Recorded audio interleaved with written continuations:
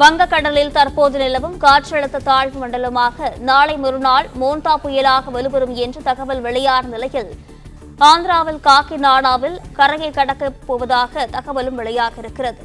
வங்கக்கடலில் நாளை மறுநாள் உருவாக உள்ள மோந்தா புயல் ஆந்திர மாநிலம் காக்கிநாடாவில் கரையை கடக்க வாய்ப்பிருப்பதாக தகவல் வெளியாக இருக்கிறது. இது குறித்தான விவரங்களுடன் செய்தியாளர் மாணிக்கம் இணைப்பில் இருக்கிறார். வணக்கம் மாணிக்கம், விவரங்கள். மோந்தா புயல் 28ஆம் தேதி தீவிர புயலாக ஆந்திராவின் காக்கிநாடாவில் கரையை கடக்கக்கூடிய வாய்ப்பு இருப்பதாக வானிலை ஆய்வு மையத்துடைய அறிவிப்புல தெரிவிக்கப்பட்டிருக்கிறது. இன்றைய தினம் காற்றழுத்த தாழ்வு மண்டலமாக வலுப்பெற்றிருக்கக்கூடிய சூழல்ல இது தொடர்ந்து நாளை காலைக்குள்ளாக ஆழ்ந்த காற்றழுத்த தாழ்வு மண்டலமாக வலுவடையும் எனவும் அதனைத் தொடர்ந்து 27ஆம் தேதி காலையில் புயலாக வலுவடையும் எனவும் வானிலை ஆய்வும் தெரிவித்திருக்கிறாங்க. புயலாக வலுவடையும் நேரம் வரையிலும் இதனுடைய நகர்வு மேற்கு வடமேற்கு திசையில தென்னிந்திய பகுதியை நோக்கி நகர்ந்து வரக்கூடிய சூழல்ல இருக்கும் எனவும் அதனைத் தொடர்ந்து புயலாக வலுப்பெற்றதுக்கு பிறகாக, அதாவது நாளை மறுநாள் 27ஆம் தேதி காலைக்கு பிறகாக இதனுடைய நகர்வில் மாற்றம் இருக்கும் எனவும் வடக்கு திசை நோக்கி நகரக்கூடிய வாய்ப்பாக இருக்கும் எனவும் சொல்லப்பட்டிருக்கிறது. அதன் பின்னர் இது தீவிர புயலாக வலுப்பெறக்கூடிய வாய்ப்பு 28ஆம் தேதி காலையில் இருக்கும் என சொல்லப்பட்டிருக்கிறது.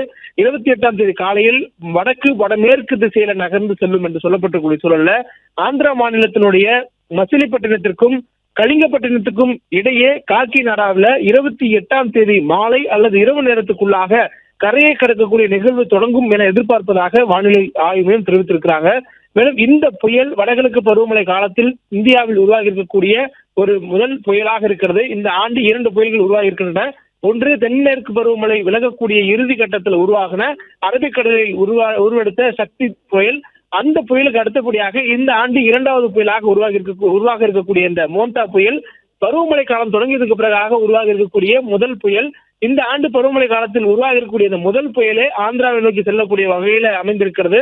28ஆம் தேதி மாலை அல்லது இரவு நேரத்துல ஆந்திராவினுடைய காக்கிநாடா பகுதி அருகே அதனுடைய மையப்பகுதி புயலினுடைய மையப்பகுதி கரையை கடப்பதற்கான வாய்ப்பு இருப்பதாகவும், அதே நேரத்துல அது கரையை கடக்கக்கூடிய 2 தினங்கள்ல மசிலிப்பட்டினம் புயலினுடைய தென் துருவ மசிலிப்பட்டினத்திலும் வட துருவ பகுதி கலிங்கப்பட்டினத்துக்கும் உட்பட்ட இடங்களில் இருப்பதற்கான வாய்ப்பு இருப்பதாக வானிலை ஆய்வு கிடைத்திருக்கிறாங்க.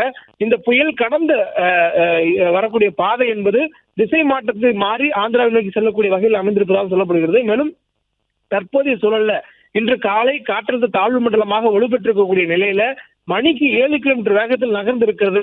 சென்னைக்கு கிழக்கு தென்கிழக்கு திசையில 970 கிலோமீட்டர் தொலைவில் வங்கக்கடல்ல நிலை கொண்டிருப்பதாகவும் சொல்லப்பட்டிருக்கிறது. இது தொடர்ந்து நகரக்கூடிய திசை தற்போதைய வரையிலும் புயலாக வலுப்பெற வரையிலும் மேற்கு வடமேற்கு திசையில் நகரும். 27ஆம் தேதி புயலாக வலுப்பெற்றதுக்கு பிறகாக வடமேற்கு திசையில் நகரும். தீவிர புயலாக வலுப்பெற்றதுக்கு பிறகாக வடக்கு வடமேற்கு திசையில் நகர்ந்து ஆந்திரா மாநிலத்தில் கரையை கடக்கும் என்று சொல்லப்பட்டிருக்கிறது. இதனால் தமிழ்நாட்டிற்கு மிக கனமழை என்ற அளவுல 3 மாவட்டங்கள்ல 27ஆம் தேதி மழைக்கான வாய்ப்பு இருப்பதாக சொல்லப்பட்டிருக்கிறது. சென்னை, திருவள்ளூர், ராணிப்பேட்டை ஆகிய மாவட்டங்களில் மட்டும் மழையினுடைய தாக்கம் சற்று அதிகமாக மிக கனமழை என்ற அளவில் இருக்கும் எனவும் மற்ற தமிழ்நாட்டினுடைய வட மாவட்டங்களில் பரவலாக மிதமான அளவுல மழை தொடர்வதற்கான வாய்ப்பும், தென் மாவட்டங்கள்ல ஓரிரு இடங்களில் மழை தொடர்வதற்கான வாய்ப்பும் இருப்பதாக சொல்லப்பட்டிருக்கிறது. தொடர்ந்து கடலோர பகுதிகளில் தமிழ்நாட்டின் கடலோர பகுதிகள் 28ஆம் தேதி வரையிலும் கடல் சற்று இயல்பை விட கொந்தளிப்புடன் இருப்பதற்கான வாய்ப்பும் அதே போன்ற வேளையில சூறாவளி காற்று மணிக்கு 55 கிலோமீட்டர் வேகம் வரையில் வீசக்கூடிய வாய்ப்பும் இருப்பதாக சொல்லப்பட்டிருக்கிறது.